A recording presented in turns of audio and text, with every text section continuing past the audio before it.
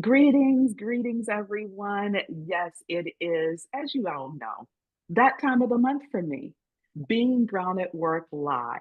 If you guys have seen this young lady, I'm sure you have if you're on LinkedIn. I am beyond honored to have her. So I am not going to go into my usual spiel because I want to get immediately into this because, again, an honor to have her as a guest. Let me introduce you all to Ngozi Cadmus.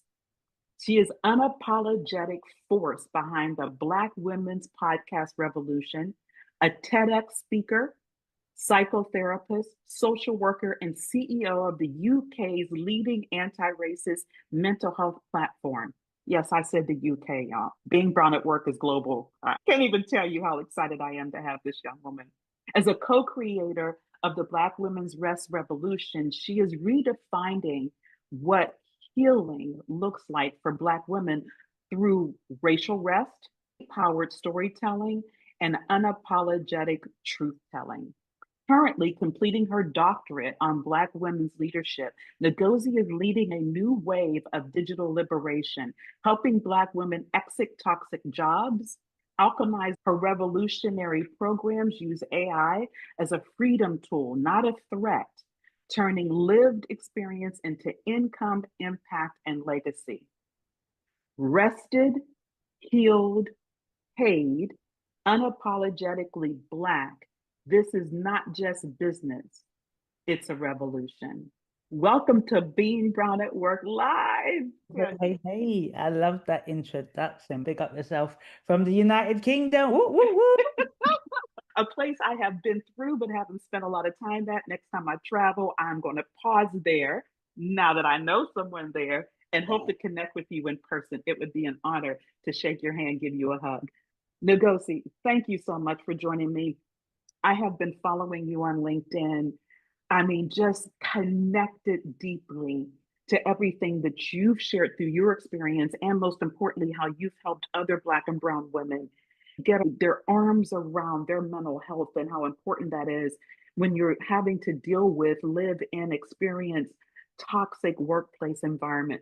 So, Ngozi, if we can peel back the onion a little bit, what got you into this space to kick off this sorely needed revolution? That is such a really good question. And it's an honor and privilege to speak with you and to really talk to your audience. I think in life, sometimes we take certain actions and in retrospect, we can say, okay, this is what has led me to this point. And I think I have always been a action orientated person. So I'm very much about if there is an issue, I might look around and say, has anyone seen an issue? Anyone wants to solve it? Then actually the God beams on you and go, why don't you solve it? I've always Yeah. been passionate about people that look like myself directly. In the UK, we call it the global majority, or you guys call it BIPOC, or POC, whatever the word that we want to use for people that are usually non-white, because I understand the experiences we go through. And I also understand that it's all different and diverse. We are not a Yeah. monolith. Being somebody who comes from what we call an immigrant background, my mom's from Nigeria. I was born in Nigeria. I came here when I was very young. I grew up Nigerian-esque, but British at the same time, and a unique Black British experience. And we don't have the same history in America where there's a strong African American kind of culture. Black Mhm. British culture is still a hodgepodge of Caribbean and African and influence from American. So it's a very much of a hodgepodge. And when I look at what my mom experienced to get to this country, what she endured when she was in this country, and some of the limitations that was placed on her because she not, her being foreign and her being an immigrant, and then her working hard to give me a better life that she thought would be much better. And I do believe it would be much better than it would have been back home. Sure. I feel like the least I can do is to support Black women. And that's who I naturally gravitate to. I gravitate to people that look like me or even Asian ladies that look like me because we naturally resonate with each other.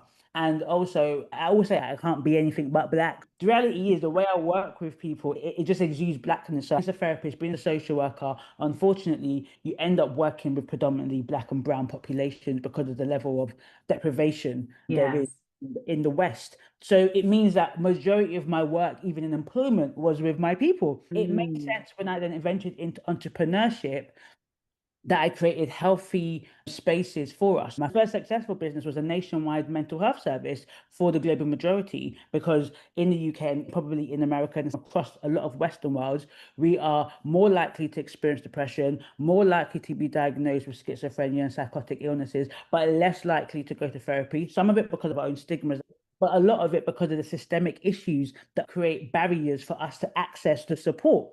I'm saying all of this to show you that a lot of it is just built in my DNA. And when I seek to help people, the people that I end up seeking help always end up being people from my community anyway. Yes, and I agree with you. I experienced the same thing. And you're right. When I launched my career advisory coaching firm, gravitated to Black and Brown women. I mean, that to your point, that's who I am. That's how we connect and resonate. I also saw that there was a gap there, that they weren't being served. I love the fact that one part of your DNA, and when we step into our purpose, which is why you have just been crazy successful on LinkedIn and loving what you do, because you clearly, to me, that's how I connected to you so quickly. You are walking in your purpose. And I'm so glad that you paid attention to that, because a lot of us don't. A lot of us tend to lean into what others say we should be doing or what the system tells us that we can do, because it holds us back from doing everything else. But it's when we have the courage, when we stand 10 toes down like you have and said, no, I'm here to help people that look like me. I'm here to tear down the disparaging walls and create a healthy environment, or at least create a path towards mental health.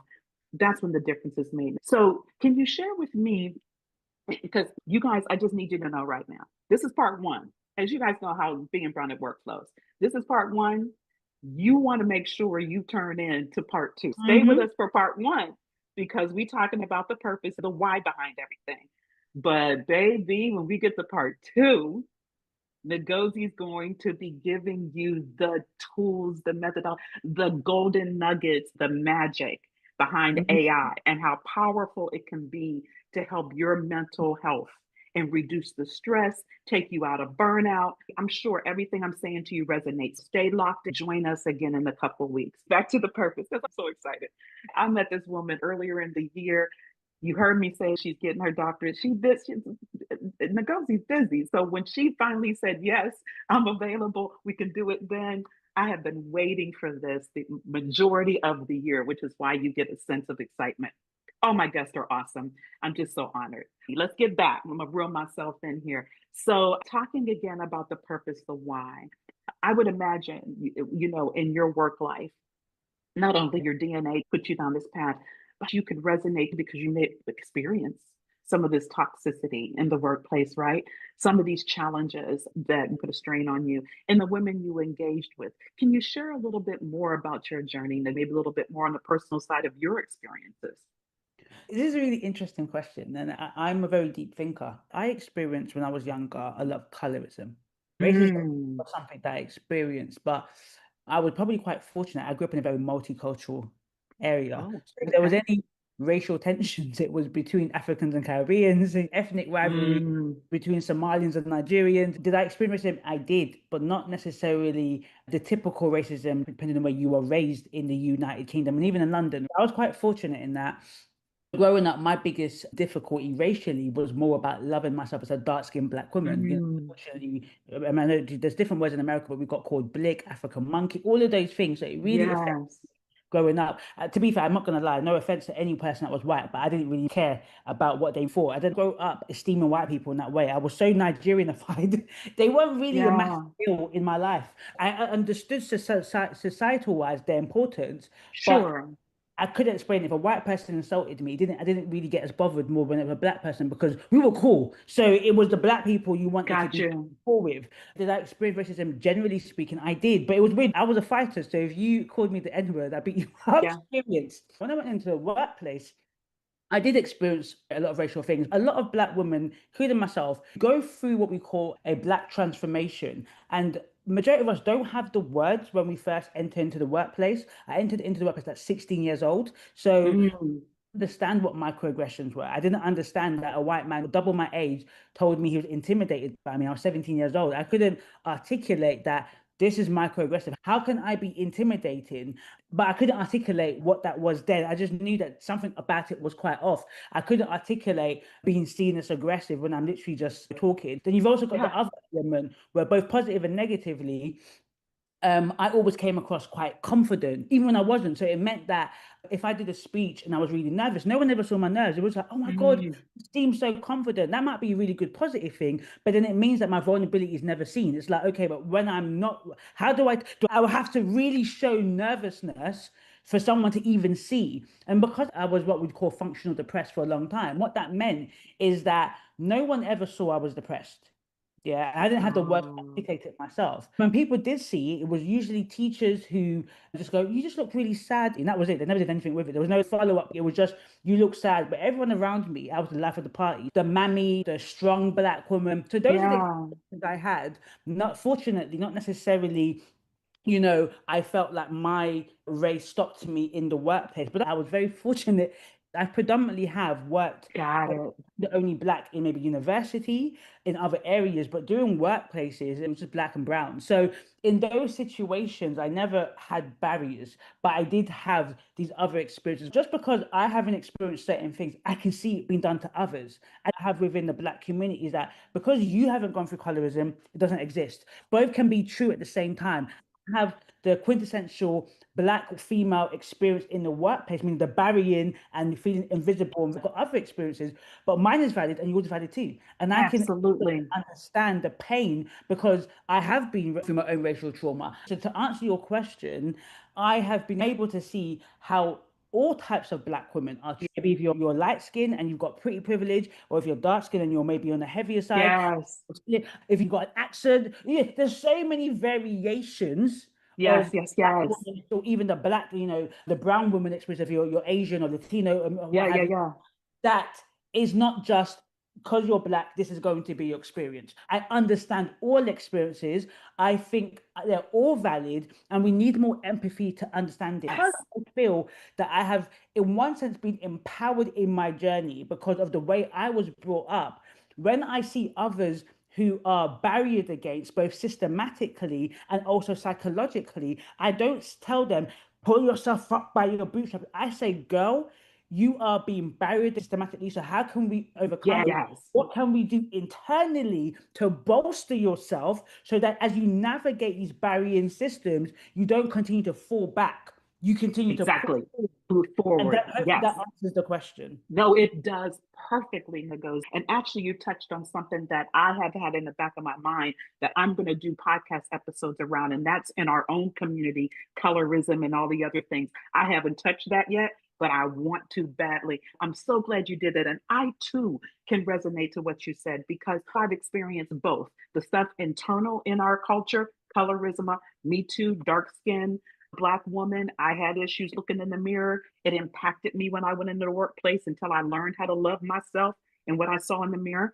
But at the same time, that's why I named this Being Brown at Work, because our Latino sisters and all the other ones that have those same issues, I can relate to them. Although they may not be what I experienced, they're just as important, right? So I'm so glad you said that. And I knew having you as a guest was going to bring everything and really open people's perceptions and perspectives because a lot of times, unfortunately, we only look at these barriers the brown and black women face if it's our complete polar opposite, like it has to be with white people. Some of the racism I've experienced has been with Asian people. There's so much, the issue is this is not a black thing. As human beings, we can't hold. Yes, So what we find is when black people say racism and say why, sometimes it means that other black people have experienced maybe Asian racism yeah, from Asian people. Can I say that? Because maybe white people haven't been a big issue for me. I know they can be an issue, but that's not sure, been sure. my issue. This has to be the standard practice experience that everybody has. And if you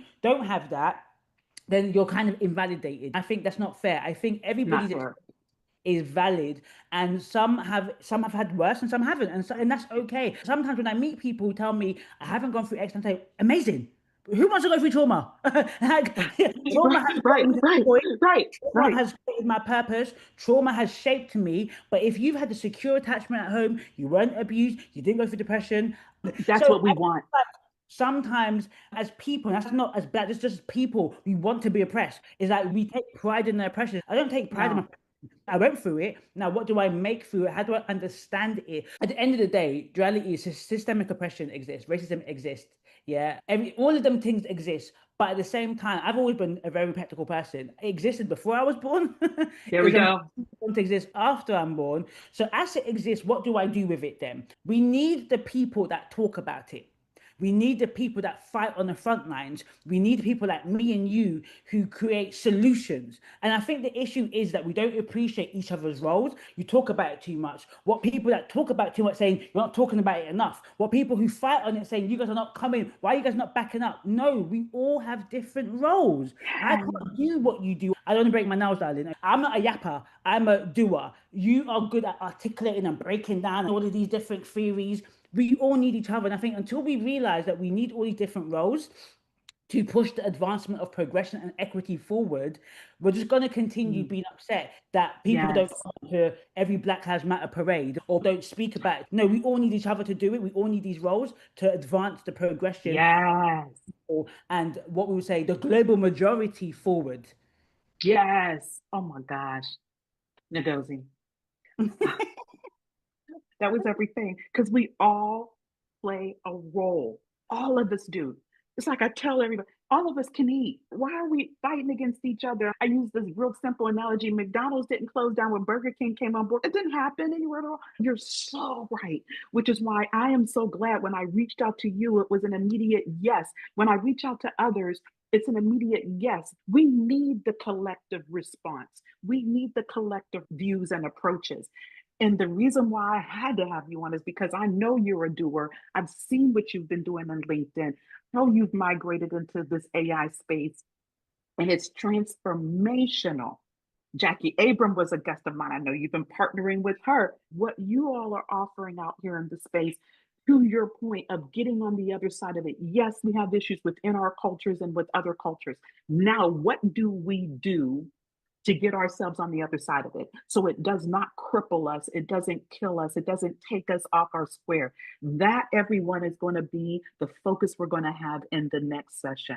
So now that you've met this fabulous woman and you understand the purpose of our conversation, you do not want to miss part two, let me tell you. And if you're catching part one on the replay, good for you. I hope you had pen and paper, take the notes, and then join us in a couple of weeks. Negotiate before we end this part one session. You just want to give a little bit of pieces, a little enticement to what they're going to get in part two. Yeah, Okay, yes, let yes. What me are they going to say. get in part two? Okay. So, Black and brown ladies, we have to understand that unfortunately we're at the bottom of the pole, especially in the workplace when it comes to finances. If that has been the case, and that is the case for some, not for all, then what can we do different? AI Mm. has come out and we've heard it. If you've been under the rock, AI is here, it's here to stay and it's taking over. But let me tell you, AI is the great leveler. If you can spend one Mm. hour a day learning simple AI skills, I am telling you, you will future proof your career. You will create cash flow and easy living. Stay tuned to part two and and that's where I'll break down and I'll give you guys the tea. If you don't want to miss that, well, I mean, who wants to miss easy living? Who wants to miss cash flow? And look, your girl at 63, like I told Nicole, I'm entering into the AI space. One toe at a time, though. One toe at a time. But I'm getting in there because she's absolutely right. So thank you all for joining. Do not miss. I'm telling you, 2 weeks from now, you don't want to miss part two. Ngozi, it's been an honor and a pleasure. Can't wait to reconnect in a couple weeks. Yeah, yeah, Until yeah. next time.